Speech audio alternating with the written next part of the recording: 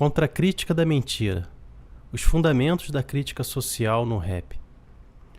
A crítica é, antes de tudo, uma negação. Não uma negação vazia, moralista ou retórica, mas uma negação histórica, fundamentada na consciência das contradições do mundo e no desejo de superação da ordem vigente. Crítica, nesse sentido, não é opinião, não é juízo de gosto, não é entretenimento intelectual. A crítica é, ontologicamente, o gesto de ruptura com o dado, com a aparência naturalizada da realidade. É o exercício da negatividade como força criadora.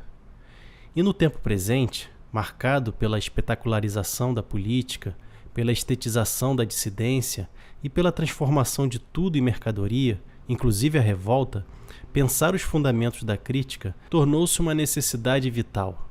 O rap nos oferece um campo privilegiado para essa reflexão, porque o rap, enquanto linguagem política das ruas, foi historicamente expressão concreta da crítica social, denúncia da violência estatal, da miséria, do racismo, da marginalização estrutural. Foi a voz que o mundo queria calar. Mas, à medida que o rap foi sendo absorvido pela lógica do mercado, pela indústria cultural, pelos algoritmos e pelas grandes marcas, sua crítica foi sendo convertida em performance, em estilo, em valor de troca. E assim, onde antes havia grito, passou a haver apaziguamento. Onde antes havia enfrentamento, passou a haver cálculo. Onde antes havia um nós contra eles, passou a haver um eu contra todos. A crítica, essa que nega o mundo tal como ele é, foi então domesticada. E a sua forma domesticada é o que eu chamo aqui de crítica da mentira.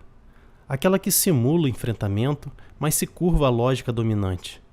Aquela que se apresenta como radical, mas se move com os cuidados da diplomacia empresarial. Aquela que denuncia, mas só até onde é seguro. Aquela que se veste de combatividade para garantir engajamento, prestígio e relevância no mercado simbólico. Mas o que é crítica de fato? Marx, ainda nos seus primeiros manuscritos, já intuía que o ser humano só se realiza ao transformar o mundo, e essa transformação começa com a recusa. A crítica é o gesto prático e teórico de negar aquilo que se impõe como necessário, como inevitável, como natural. Lukács, por sua vez, afirma que a crítica não é apenas uma atividade da consciência individual, mas a manifestação subjetiva da contradição objetiva da realidade social.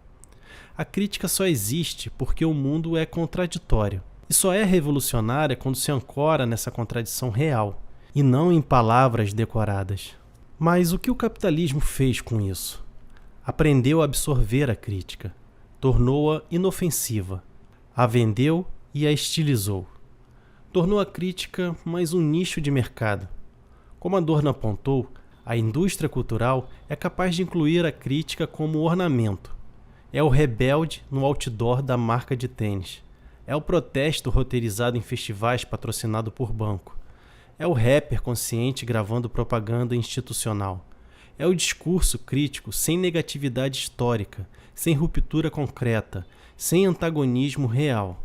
No campo do rap, isso é dramático, porque o rap nasceu como crítica viva, como palavra que sangra, como denúncia social encarnada na voz dos marginalizados.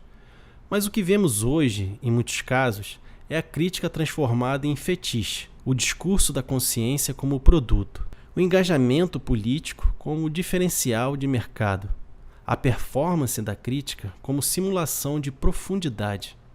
A crítica social se tornou uma grife, e o artista, muitas vezes, se converteu em gestor da própria rebeldia, em curador da própria imagem dissidente, em empresário do seu engajamento.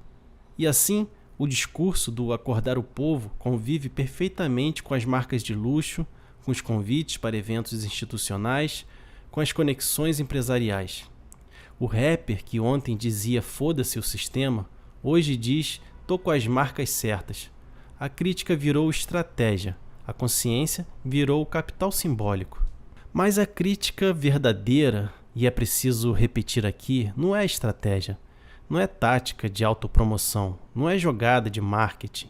A crítica verdadeira é ruptura, é desobediência, é antagonismo, ela não se curva ao jogo das aparências. Não se adapta às exigências do mercado. Ela é um risco, um perigo, uma ameaça real aos consensos. A crítica verdadeira não está preocupada com a manutenção de alianças. Ela sabe que pensar é romper, que negar é desagradar, que a coerência custa caro.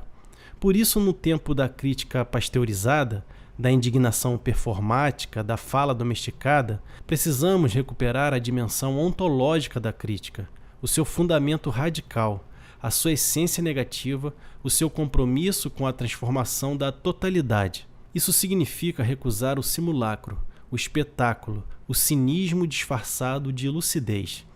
Significa reconhecer que a crítica social no rap, se quiser continuar sendo crítica, precisa recusar o lugar confortável da aceitação simbólica. Precisa negar também o sucesso, o prestígio, os convites e as palmas. Precisa ser perigosa de novo. Porque se a crítica não fere, não é crítica. Se não incomoda, é concessão. Se não afronta, é maquiagem. A crítica verdadeira exige coragem. Coragem de dizer não quando todos dizem sim. Coragem de romper quando todos aplaudem. Coragem de pensar contra o próprio tempo. E no rap, isso significa dizer o que muitos não querem ouvir.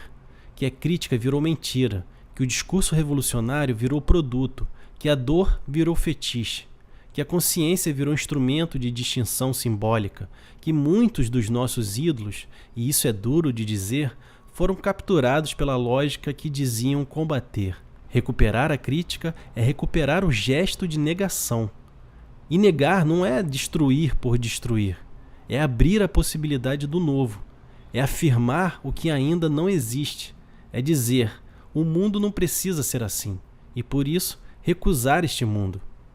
Contra a crítica da mentira, precisamos de uma crítica viva, de uma crítica radical, de uma crítica que morda, que sangre, que arrebente os discursos prontos. Porque pensar é negar, e negar é o começo de toda libertação.